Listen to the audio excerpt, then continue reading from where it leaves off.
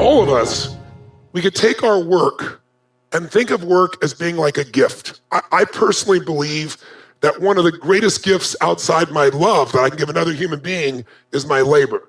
But there's 3 gifts of labor you might have within your nature, meaning you can master anything, but under stress, people tend to go back to their true nature. And there are 3 gifts of labor that you can give. One of those gifts we might call the gift of being an artist or a talent, or another word for it would be a truly skilled producer. Some people, the reason you know this is your gift is what you love to do is to create a product or service and deliver it to people, and you're enamored by that.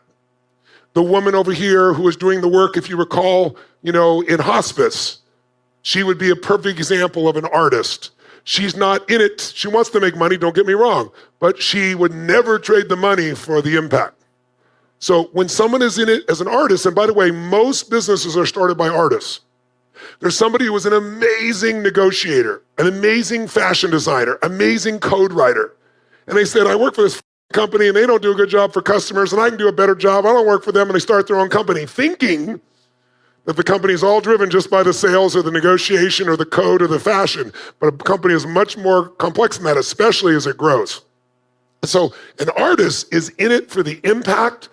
And yes, they want to make money, don't get me wrong, but it's not the first thing and they won't trade it. When I talk to artists about selling their business, they look at me like I'm trying to sell their child. The second gift you might have is the gift of being a manager leader. A manager leader is someone who lives to manage people and processes. They love to figure out how to maximize a business by changing the gears, creating a new process, working with people. And those people love it. Now, they are not artists in that their talent or skill, they're not there delivering it directly to the client. They want to work on the people that are directly delivering the client. They want to work on the system that makes this business work. And so they think it differently. They're inspired by different things. They make different decisions. Is one better or worse than the other? Yes or no? No, they're just different. And by the way, you might say I have both those skills. I bet you do, but they're not equal because they're different types of skills. So you might have them both, but there's one that is your true nature, that when things are going well, you're going to go back to it. When things are really up, you're going to go back to it. Under stress and under excitement, we return to our nature. By the way, a great company can't be great without great artist talent who really deliver extraordinary products or services. A company cannot maintain greatness and grow unless they have some great manager leaders who can run the process and the people. They're both critical components. The third choice of service, the true gift you can give, is that of an entrepreneur. And while most of you in this room would call yourself an entrepreneur and you would be entrepreneurial, by this definition, it's a little different. Most people think of an entrepreneur as anybody starts multiple businesses. No, that's not true.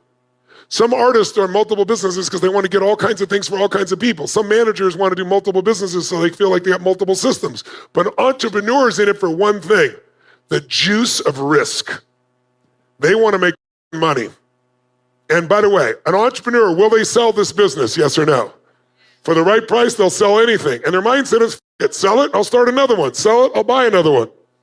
They are not attached. They might enjoy the product or service. They might be proud of the product or service, but they're in it for the risk. And they're the kind of person that when they lose massively, they jump up, dust themselves off, and want to do it again.